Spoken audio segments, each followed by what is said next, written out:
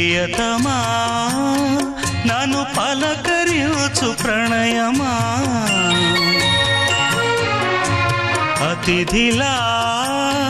నన్ను చేరుకున్న హృదయమా